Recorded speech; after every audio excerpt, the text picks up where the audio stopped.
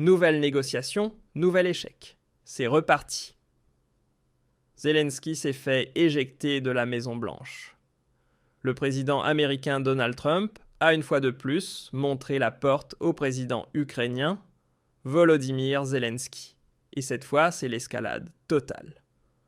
L'Union européenne est en état de choc. Poutine impose ses conditions et Zelensky se retrouve dos au mur. Que s'est-il passé exactement ? Pourquoi tout dégénère-t-il ? Restez avec moi, je vais tout vous montrer. Imaginez, nous sommes le 27 décembre 2025. La tension en politique internationale est à son comble. Trump, l'homme fort des États-Unis, en a assez de ce cirque sans fin. Il a convoqué Zelensky à Mar-a-Lago, oui, convoqué, pas invité, pour discuter d'un plan de paix. Mais que se passe-t-il exactement ? Trump est dit catégorique, rien ne se fait sans son feu vert. Zelensky n'a rien tant que je n'ai pas validé, aurait-il lancé. Voilà le ton qu'il faut. Fini les bavardages inutiles, fini les milliards de nos impôts engloutis dans un gouffre sans fond. Et vous savez pourquoi c'est si important ? Parce que Zelensky est désespéré. Il court supplier notre chancelier Friedrich Merz, le fidèle serviteur de l'UE, pour obtenir du soutien. Bien sûr, Merz jure fidélité.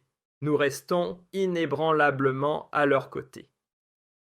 La fameuse cellule de Berlin veut coordonner avec les Américains. Mais soyons honnêtes, ce ne sont que des mots en l'air. L'Union européenne et Merz continuent de vider nos poches pour alimenter l'Ukraine, pendant que chez nous, en Allemagne, on lutte contre l'explosion des prix de l'énergie et l'inflation. L'AfD l'a dit depuis longtemps, America First pour Trump et Germany First pour nous. Pourquoi devrions-nous, nous les Européens, payer les frais des aventures de Zelensky ?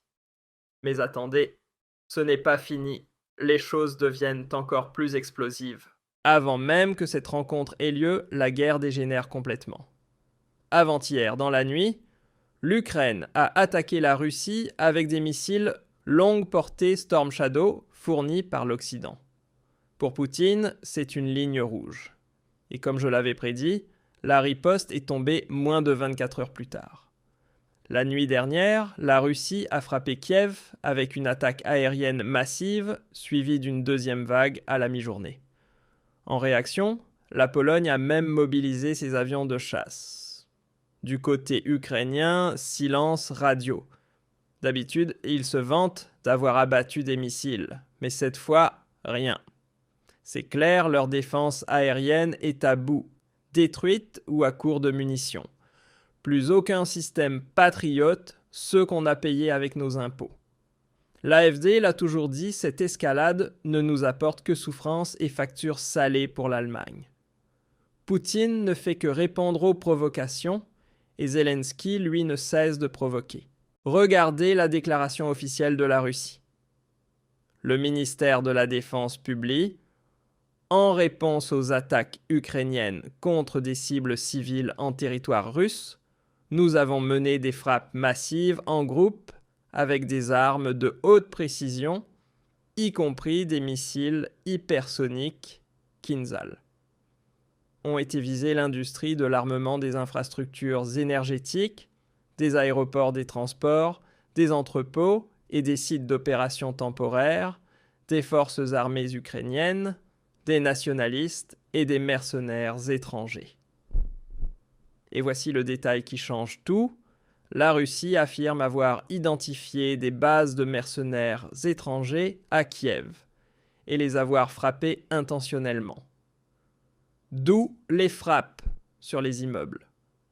Les médias occidentaux parlent d'attaques contre des civils, mais taisent le fait que des mercenaires s'y trouvaient, visiblement dénoncés par des Ukrainiens eux-mêmes. Ce schéma, on le connaît, l'Ukraine utilise les civils comme boucliers humains, cache des soldats entre les immeubles et loge des mercenaires au milieu de la population. Avant, Poutine hésitait. Mais depuis les attaques au Storm Shadow, il bombarde Kiev. Et les gens, ils grelottent sans chauffage, 15 heures par jour sans électricité. Voilà la réalité que Merz et l'UE refusent de voir, et c'est nous qui payons l'addition. Mais ce n'est pas tout.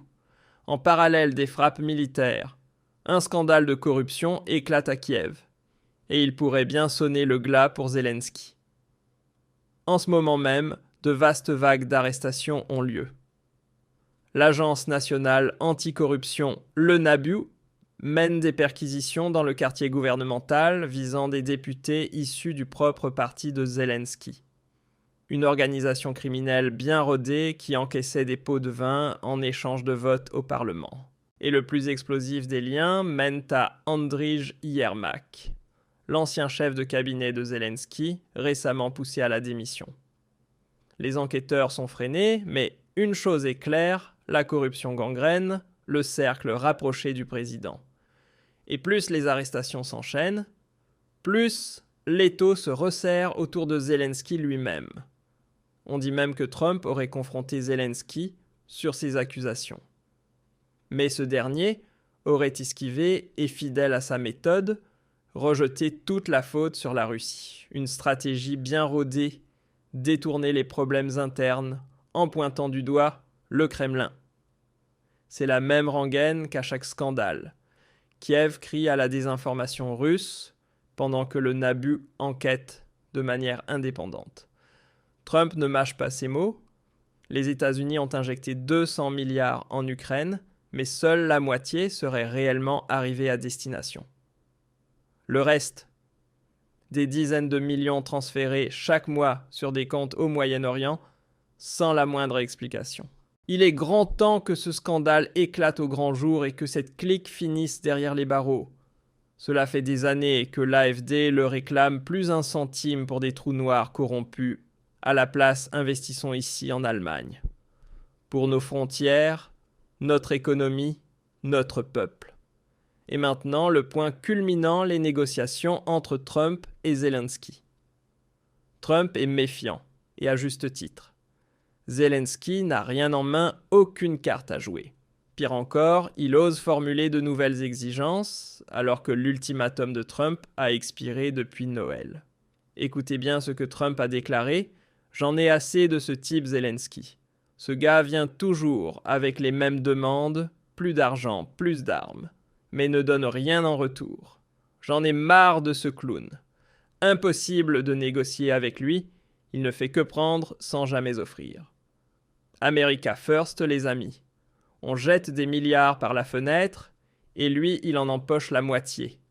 Il est temps de couper les vivres. Zelensky. Il m'a menti une fois de trop. Ces plans de paix sont une blague du vent. J'en ai assez de ce cirque sans fin. Négocier avec lui, hors de question. Il est pourri jusqu'à l'os, et ses hommes se font arrêter les uns après les autres. Je préfère discuter directement avec Poutine pour mettre un terme à tout ça. C'est exactement ça. Trump tire la sonnette d'alarme, expose la corruption au grand jour et met fin au cirque. La rencontre tourne au fiasco total. Il expulse Zelensky. L'Union européenne s'affole furieuse d'avoir été mise à l'écart. Poutine lui impose ses conditions, et l'Europe se retrouve comme une idiote sur la touche. Mais qu'est-ce que cela signifie pour nous? Trump met l'UE de côté. Un coup de génie pour la paix, ou bien un jeu dangereux qui renforce Poutine et affaiblit l'Europe?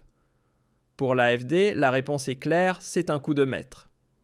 L'Union européenne nous a embarqués dans ce chaos avec ses sanctions qui démolissent notre économie. Merz et sa CDU dansent au rythme de Bruxelles, déversent des milliards dans le régime corrompu de Zelensky, pendant qu'ici chez nous, on grelotte et on paie l'addition.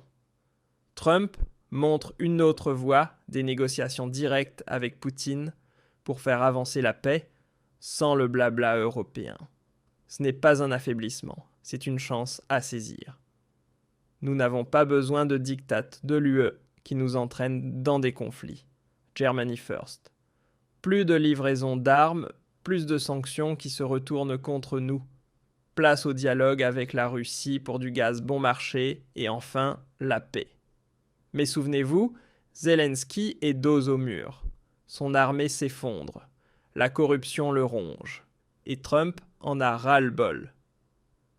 Depuis des mois, Poutine le dit, et maintenant, Trump le rejoint. Zelensky n'a plus aucune légitimité démocratique. Il n'a selon eux plus aucun droit de rester en fonction. Pour eux, il doit immédiatement organiser des élections s'il veut prétendre représenter à nouveau la volonté du peuple.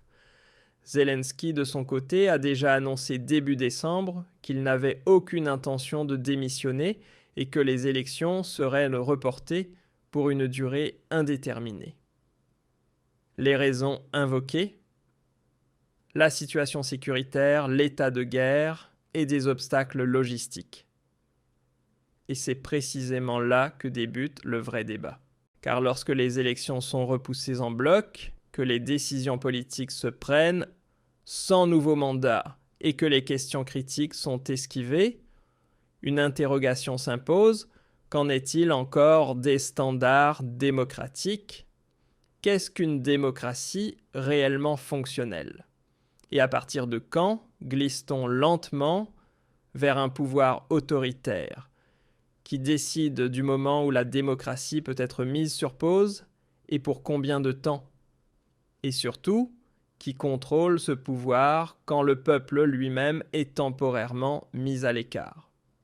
Voici donc la question cruciale que je vous pose. La décision de Trump d'écarter l'Union européenne est-elle un coup de génie pour rétablir la paix ? Ou bien un jeu dangereux qui affaiblit l'Europe et renforce Poutine ? Donnez votre avis en commentaire, car c'est là que se joue l'avenir du continent. Partagez cette vidéo pour que la vérité circule. À très bientôt pour la prochaine mise à jour. Restez vigilants. Restez vigilants.